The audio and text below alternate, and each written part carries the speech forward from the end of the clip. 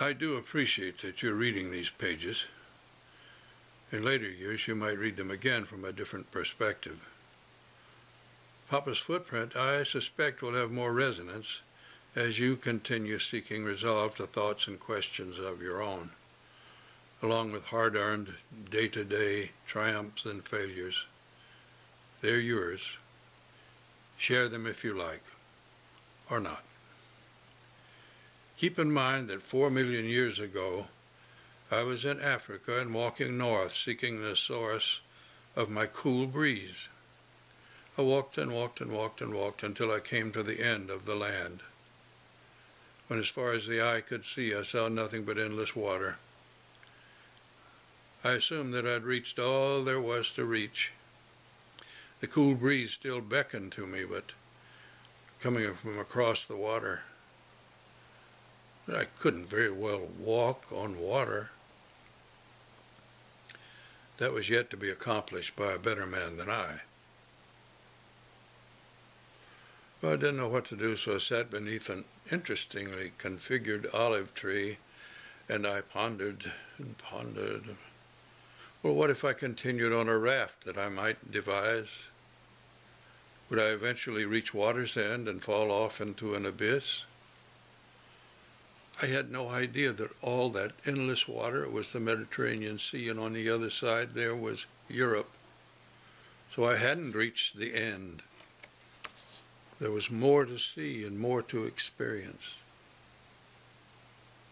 On this early autumn evening, I sit here in my comfortable traveling without leaving chair, and I walk across the crimson clover and alfalfa fields.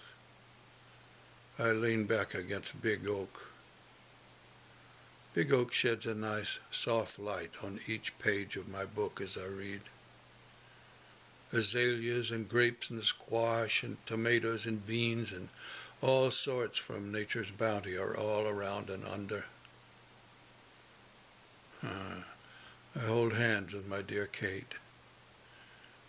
We look into the vast, starry heavens. A sweet angel's voice tells me to fly, to soar aloft on butterfly wings. With monarch wings I take to flight, soaring through the starry night, until finally I come to rest on the face of the moon. I look back. I'm near overwhelmed with the wonder of it. I see Mother Earth now seemingly small, nearly perfect sphere hanging and rotating in space, alone in this vast sea of stars. I have no words for this. Looking closer, I see all of my 4 million years of prologue. Among the millions and millions of others, this one is mine, alone, to examine and to consider and to share if I like. I sit in my father's straight-back chair by the pot-bellied stove in Grandpa's general store. I whittle long, spiraling shavings from a nice cut of red cedar.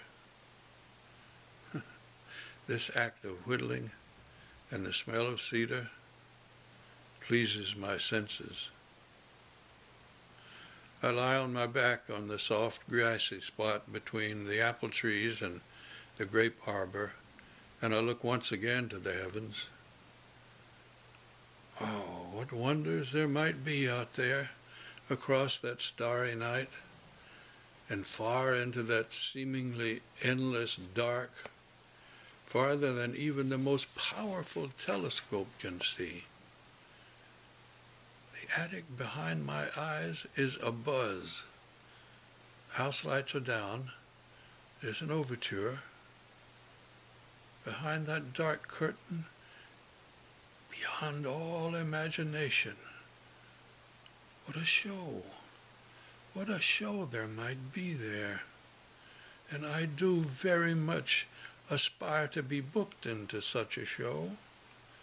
along with my Kate and a troupe of other fine actors, singers, dancers, and storytellers, all reflecting on and in communion with the most attentive and appreciative audiences. Yowza. Opening next season at the New World Theater, Act 4. Love, Papa.